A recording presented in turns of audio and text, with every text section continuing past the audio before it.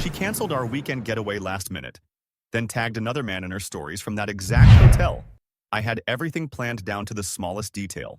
It wasn't just a weekend getaway, it was the weekend. The one where I'd finally proposed to Lauren, my girlfriend of almost 3 years.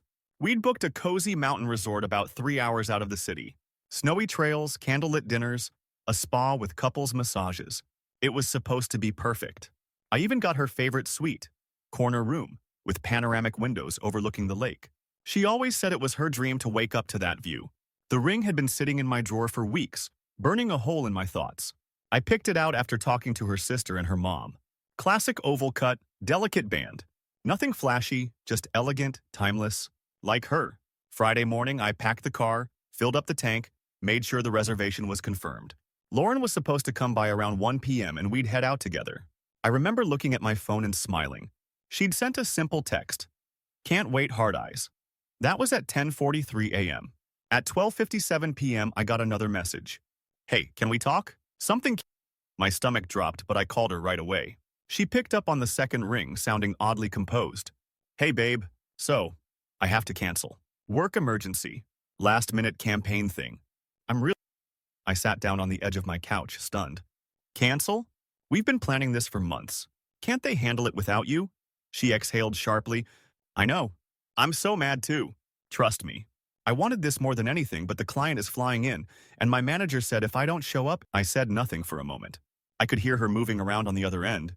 Drawers opening, maybe a suitcase zipping. I shook it off. Can we reschedule? She added quickly.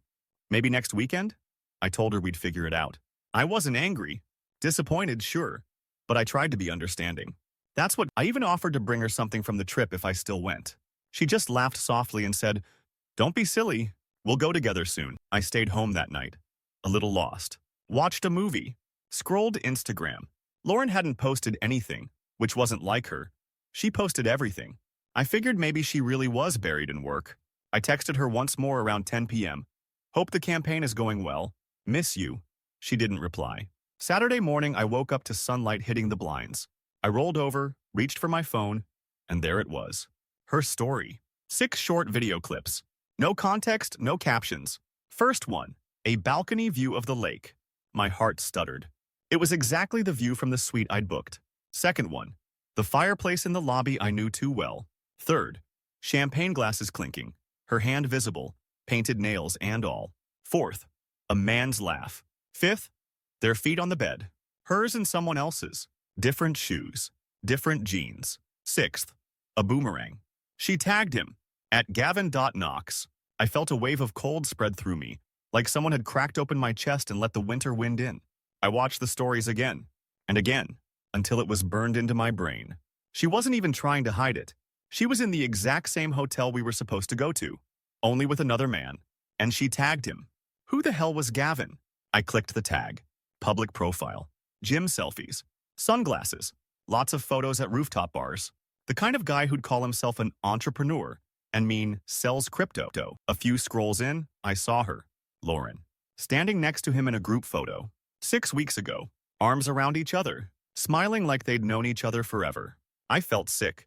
I tried to breathe. To not jump to conclusions. Maybe it was a work thing. Maybe they were there with a team. But champagne in bed? I called her. No answer. I called again. She sent me to voicemail. I didn't sleep that night. I stared at my ceiling and played every memory we had on a mental projector. The anniversary dinner where she cried because I made a scrapbook. The beach trip where she asked me what our kids might look like. The way she used to look at me like I was everything. Had it all been fake? By Sunday morning, I cracked.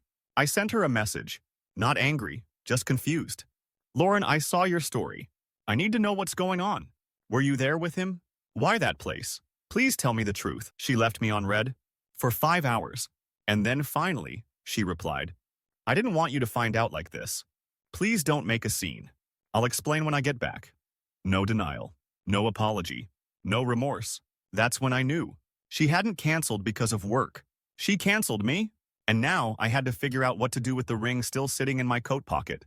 I didn't respond to her message. What was there to say?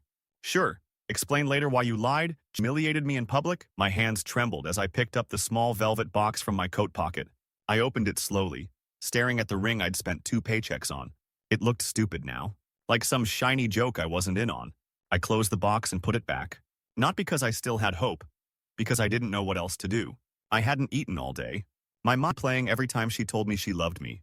Every morning she kissed my forehead. Every night she fell asleep on my chest. I thought I knew her. I really did. By Monday, she was back in the city. No texts, no calls. Just a photo posted on her Instagram story of her cat, as if nothing had happened. I stared at it, wondering if she thought this would all just go away, that I'd forget. I decided I wouldn't reach out. If she wanted to explain, she'd have to come to me. But deep down, I knew it wouldn't be an apology. Not the kind I needed. And I was right. Tuesday evening, she showed up at my apartment. No warning, no message, just a knock at the door. I opened it, and there she was. Same black coat she always wore in the fall. Perfect hair. She even looked a little nervous. "Hey," she said softly, like nothing had happened. I didn't say anything. Just stepped aside and let her in. She sat on the couch, crossed her legs, glanced around like it had been months instead of days. "So, I guess you saw the stories." I closed the door behind me, arms folded. "I did. You tagged him, Lauren. You didn't even try to hide it." She winced. "I didn't mean for it to go public. I thought my close friends list." "Don't insult me," I cut in. My voice cracked. "You weren't hacked. You chose to go. You chose him." She sighed and leaned back. "Look, it wasn't supposed to be like this. Gavin and we've been talking again. Just, and when I found out you were planning something big," I stared at her. "You knew I was going to propose?" She flinched, then nodded. "I found the box last week. I didn't know what to do." It scared me. I didn't want to say, "Sure. So you took him to our hotel?" "No, it was ours."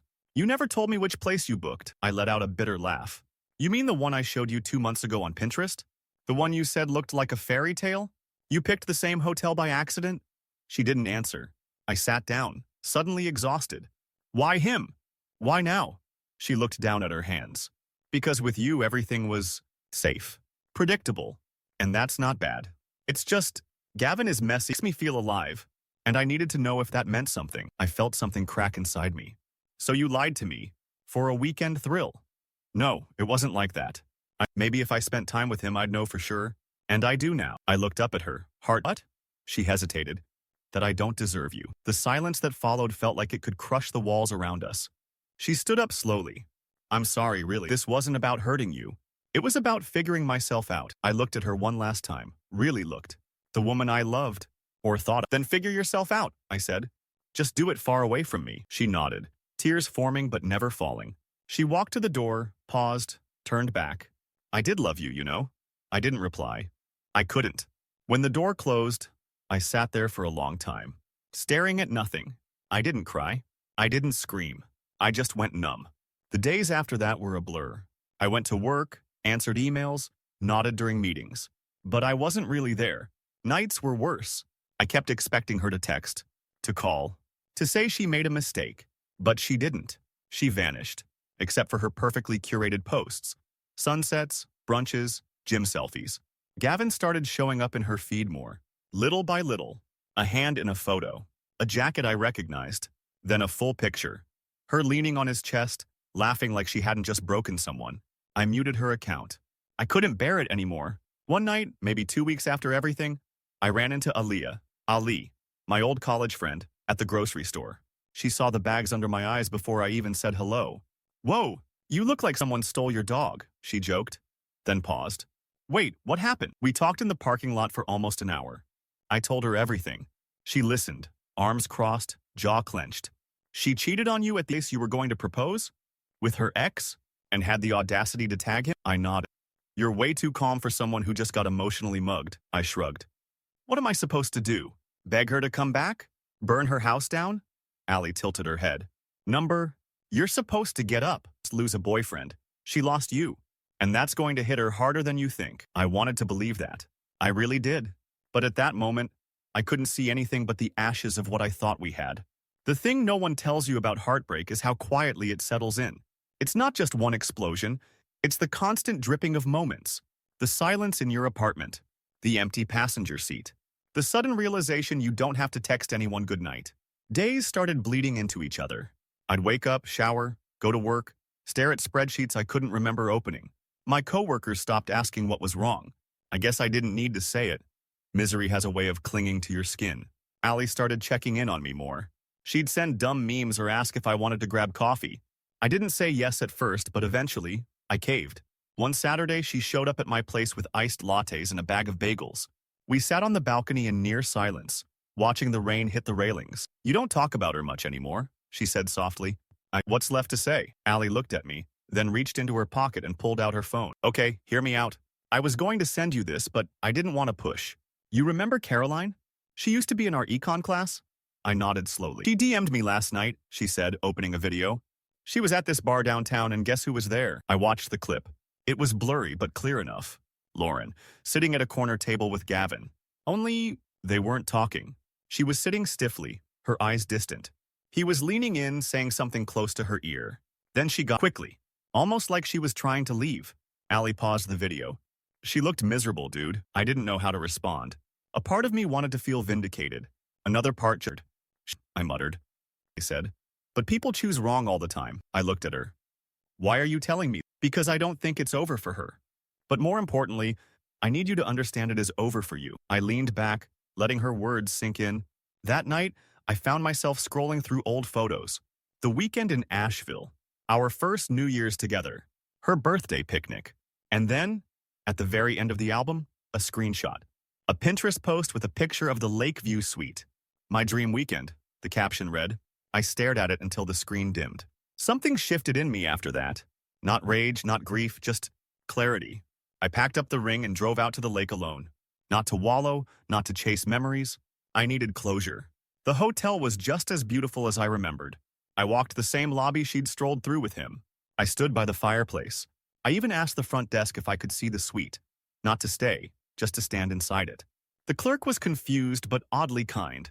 She let me in. It was empty, clean, untouched. I stood there for maybe 5 minutes. Then I opened the velvet box one last time, took a photo of the ring in front of the window, and posted it to my Instagram story. No caption, no tag, just silence. An hour later, she viewed it. 3 hours after that, she messaged me. "You went there?" I left it on read. She called. I ignored it. Then a text. "I saw your story. I'm sorry. I really am. Can we talk?" I turned off my phone. For once, I didn't want answers. I drove home feeling weightless. That following week, I started going to the gym again. Cut my hair. Got a new desk chair. Deleted the playlist we made together. It sounds small, but these things, these tiny decisions, they mattered. They made me feel like I was putting myself back together, one screw and sweat drop at a time. Allie and I started hanging out more. She didn't ask questions. She just existed beside me, letting the space be whatever I needed it to be. Sometimes she'd make sarcastic jokes. Sometimes she'd just sit and let me talk.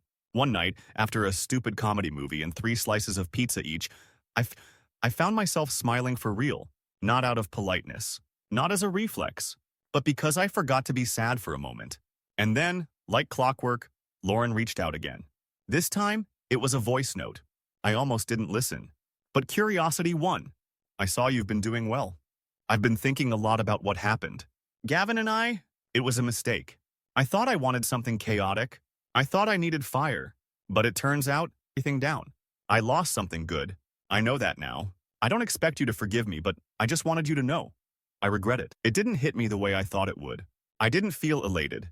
I didn't feel victorious. I felt nothing. I didn't respond. I sat on the edge of my bed, looked out the window, and smiled again. This time because I finally understood something. You can love someone with everything you have and still lose them. But sometimes losing them is what saves you. I didn't delete her voice message. I didn't play it again either. It just sat there in my inbox, unopened like a letter from a life that I didn't feel the need to reread. She tried again a few days later, just a simple, "Hey, I really do miss you. I miss us." There was a time when that would have broken me, when those words would have been the lifeline I begged for. But now they just felt late. I didn't respond. My life had quietly shifted into something new. The nights weren't as lonely. The ache in my chest had dulled, and Allie had become this steady, unexpected presence in my life. Not in a romantic way, not yet, but in a way that felt solid and real. She started dragging me to places I never would have gone alone. Art exhibits, open mic nights, a bizarre tofu tasting event that made us both laugh until we couldn't breathe. I told her about the ring eventually, how I kept it for weeks thinking maybe I'd sell it or throw it in the river. "Keep it," she said one night, curled up on my couch with a blanket. Not for her.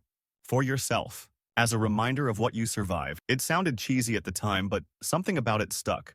I tucked the ring into a small wooden box on my bookshelf. Not hidden. Just there. A part of the story I wasn't ashamed of anymore. The strange part was that I started noticing things about my relationship with Lauren that never felt off at the time, but now made sense in a completely different way. How she always needed the perfect photo, even when we were running late. How she'd scroll through Instagram while I talked about my day. How she once called Gavin the one that got away during a drunk game of Never Have I Ever, then brushed it off like it was a joke. Back then, I ignored all of it, wrote it off as quirks. But now I realized it wasn't just quirks. It was who she really was. One night, maybe 3 weeks after her last message, I was walking home from work when I spotted her, standing on the side of the street, alone. Our eyes met. She crossed over without hesitation. "Hey," she said quietly. I nodded. We stood in silence for a few moments. The traffic bus. "I wasn't expecting to see you," said, stuffing her hands in her coat pockets. "I work nearby."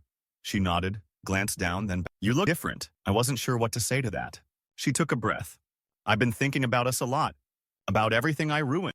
Lauren, I know you probably hate me. I would too." "I don't hate you," I said honestly. "But I also don't miss you the way you think I do." That caught her off guard. She blinked. "You don't?" I shook my head. "You were a big part. But what I thought we had, wasn't real in the way I believed. And I'm not angry anymore. I'm just done." Her lips parted like she was going to say something, then closed again. "I didn't come here to beg," she finally said. "I just hoped maybe we could talk. Start over, even as friends." I looked at her. Really, there was something hollow in her now. Not regret. Just emptiness. Who I was when I loved you. "And you're not either." She nodded slowly like she already knew that. Then, almost as an afterthought, she added, "Gavin and I broke up." I raised my eyebrows. I figured. It was toxic. He wasn't who I remember. At the time I realized that. You were all. I didn't gloat. Didn't smile. Or a soft shrug. Sometimes we don't realize what we have until we lose it. She looked away, wiping at her eye quickly. "I hope you find someone who loves you like you deserve." I thought of Ali. Her dry humor, her steady loyalty, the way she never made me prove my worth. "Maybe I already have," I said quietly. Lauren nodded, stepped back, and gave me one last glance. "Goodbye," she whispered.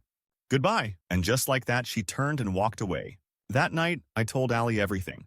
Not just about seeing Lauren, but about how I felt. Really felt. She sat across from me, legs curled, and listened without judgment. When I finished, she smiled. "So, what now?" I shrugged. "I don't know. But for the first time, I'm okay with not knowing." She leaned, resting her chin on her hand. "You're stronger than you think, you know." I smiled. "I had a good teacher." She rolled her eyes. "Please, I just bribed you with bagels and bad advice." I laughed harder than I had in months. And in that moment, in that small apartment filled with the scent of leftover takeout and cheap candles, I felt something shift. I wasn't healing from Lauren anymore. I was just healing. Spring crept in quietly, softening the edges of everything winter had left behind. Trees bloomed again. The days grew longer. And so did the distance between who I was then and who I was becoming now. Lauren didn't reach out after our last conversation. I think she knew there was nothing left to say. We'd both let go. Her in guilt, me in peace. Ali and I stayed close. Still no labels. Still no pressure. Just a quiet rhythm that built itself. Some days we'd hang out until 2 a.m., binge-watching documentaries and arguing over whether cereal is soup. Other days, she'd drop off coffee on her way to work. Not even staying long. Just enough to thought about me before 9 a.m. And I thought about her too. A lot. There were nights I'd catch myself wondering what it would feel like to kiss her. To hold her hand without it being just friendly. But I never forced it. After everything I'd been through, I learned that real love doesn't need to be chased. It just grows. Still, the ring stayed in the wooden box on my shelf. Not forgotten, but no longer sharp. Just a symbol. A scar, maybe. But I wasn't afraid of it anymore. One weekend, Ali convinced me to go hiking with her and a few of her friends. I almost said no. Part of me still clung to the old habit of avoiding new people. But she bribed me with the promise of post-hike burgers. We drove out to the same mountain range I'd once planned to visit with Lauren. The irony wasn't lost on me. Same winding roads, same scenic turns. But it didn't hurt anymore. It felt like a memory someone else had lived. At the summit, I stood at the edge of the overlook, wind brushing through my jacket, and I let myself breathe. Really breathe. Ali came up beside me, sipping from a water bottle. "You okay?" I said, smiling. I actually think I am into mine. You're a phoenix. Full-on fiery rebirth arc, I laughed. You're so dramatic, and you're in denial about how epic your glow-up has been. We stayed like that for a moment. Drift over valleys that felt like something, not nothing. Back at the base, while we were stretching out our legs, one of her friends, Dana, leaned over and asked quietly, "Are you two together?" Allie froze, her eyes darting to mine. I answered first. "Not officially. But we're figuring it out," Allie added. It was the first time either of us had said it aloud, and it felt right. That night, we sat on my couch again, feet tangled in blankets, the hum of the city outside my window. I turned to her, heartbeat doing something, not panicked. "Just present," I said. She looked up from, "Shoot. If this were a movie, would this be the part where the guy leans in and kisses the girl?" She smiled, slow and soft. "Probably. Would it be weird if I followed the script?" Allie shook her head. "Not at all." So I kissed her. And it didn't feel like lightning or fire. It felt like warm, like something I didn't even know I'd been missing. Afterward, she leaned her head against my shoulder. "So, are you finally going to toss that ring?" I chuckled. "You want me to? I want you to want to." "No," I said. "I think I'll keep it. But not because it means anything about her. It means something about me, about where I was, what I made it through." She nodded. "That's fair." Weeks passed. Summer edged in, slow and golden. I got promoted at work, started going on runs again, bought a plant I didn't kill in the first month. And one afternoon, while organizing my closet, I stumbled on something I hadn't seen in a while. The scrapbook I'd made for Lauren. Photos, ticket stubs, little notes we used to leave each other. I almost threw it out. But instead, I closed it gently and tucked it back into a storage box. Of sentiment, respect, for the person, I told Allie. She didn't flinch, didn't look jealous. "You're allowed to have a past," she said. "Just as long as I get to be your present." I took her hand. "You are," she smiled. "Good, because what we were building now wasn't a rebound. It wasn't a distraction. It was something real, something quiet and strong. And finally, it wasn't born out of pain. It was born out of choice." Fall rolled in with crisp air and orange skies. For the first time in years, I wasn't dreading the change of seasons. It felt like a fresh chapter, not an ending. My mornings were calm, my nights were warm, and for the first time in a long time, there was no undercurrent of tension humming beneath the surface of my life. Allie and I were us. Not perfect, not rushed, but honest. And that made all the difference. We weren't trying to prove anything. We didn't need to post every moment or curate some aesthetic relationship for strangers to admire. There were no tagged hotel selfies, no coded captions, just walks through the park, quiet dinners, shared books, laughter in the dark, and peace. God, there was so much peace. One night, we lay on my couch, legs tangled, an old jazz record playing low in the background. She had her head on my chest and I was tracing circles on her shoulder with my fingertips. "Do you know what life is?" she asks. "All the time," I said. "I mean, where you were a year ago. Planning a proposal. Completely different future." I nodded slowly. "And now I can't even picture it," she murmured. "It's also a little tragic, but mostly beautiful." Brushing a strand of hair from her cheek. "Read anything?" Allie thought for a moment. "I regret not telling you sooner how amazing you are," I smiled. "You just like my Spotify playlists." She laughed. "That too." I kissed her forehead and let the moment settle. Later that week, my dad invited me over for dinner. It was the first time I'd seen him in a while, and he grilled steaks like when he had something serious to talk about. He whiskey and leaned back in his chair. "I saw your Instagram the other day. You and that—" "Yeah," I said. "She's important to me." "You seem lighter." "I am. Well, this year," he said. "I'm proud of you for not letting it turn you bitter." I looked at him. "I think I had to lose the wrong person to find the right one." He clinked his glass with mine. "Sometimes that's the only way we figure it out." That night, I found myself pulling out the wooden box again. The ring was still inside, sitting there like a ghost. I held it for a few minutes, turning it in my fingers, letting the weight of everything it represented settle for the last time. Then I stood up, grabbed my jacket, and walked out the door. There's a small lake near my apartment. Quiet, undisturbed. The kind of place people don't notice unless they're looking for it. I stood at the edge of the water, the moonlight rippling across the surface. I didn't cry. I didn't hesitate. I tossed the ring, watched it sink, slow, silent, and when I turned back toward home, lift. 2 days later, Allie noticed the box was gone. "Did you finally do it?" she asked, raising an eyebrow. "Yeah, feel. Final," I said. "And right." She smiled and wrapped her arms around my waist. "Good. Because I'm not planning on letting you mess this one up." "I'd fight anyone who tried to make me," I said. even myself. The holidays came fast after that. We spent Thanksgiving with her family and Christmas with mine. Allie wore the ridiculous sweater my aunt got her and pretended to like my dad's dry turkey. She fit. Not in a forced, look how compatible we are way. In a quiet, effortless, you belong here way. And one night, just before New Year's, we were sitting by the fireplace in her apartment. She had her feet in my lap, a mug of cider. You ever think about what would have happened if she hadn't cheated? Allie asked. I paused. Sometimes. And? I probably would have proposed. She would have said yes. We'd have moved in together, gotten, maybe even married. And yeah, nodded slowly. So it wasn't a tragedy. It was a detour. No, I said. It was a redirection. She leaned over, kissed me softly, and whispered, Then I'm glad she tagged him in that story. I laughed. Me too. And that was the strangest part of it all. The betrayal, the heartbreak, the silence. It all led me here, not to some fairy tale, not to perfection, but to something real. Someone real. Someone who never needed to be convinced I was enough. A year ago, I was standing alone in a hotel suite meant for two. Today, I was exactly where I needed to be. And this time, I didn't have to plan anything. I just had to show up. And I did.